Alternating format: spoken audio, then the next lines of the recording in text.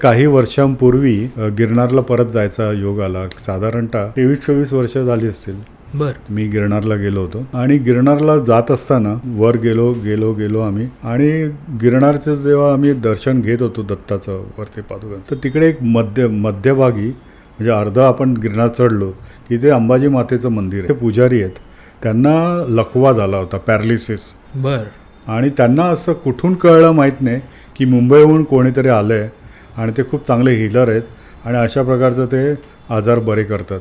कुठून कळलं, काय कळलं, त्यांनी शोध घ्यायला सुरुवात केली आणि ते मायापर्यंत आले आणि मग असं त्यांचे कोणीतरी व्यक्ती आणि ते मला शोधून घेऊन गेले की असं आहे, तुम्ही बघाल का म्हणून. म्हटलं यांना कसं कळलं की मी असं काम करतो आहे वगैरे.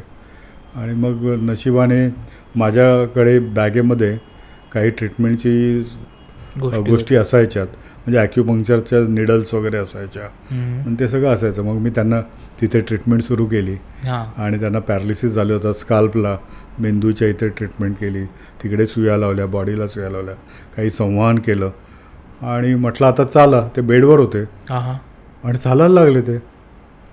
आणि चालायला लागले ते इतके खुश झाले की अरे वा, एका ट्रीटमेंटमध्ये म्हणे मी चालायला लागलो. म्हटलं हे माझं काम, मला कोणीतरी एक काम दिलं त्यामुळे झालं आणि सगळे तुमचे योग आहेत, त्यामुळे तुम्ही बरे होत आहे. आणि मग तिकडे तुम्ही आणखी कोण यायला लागले की इथे.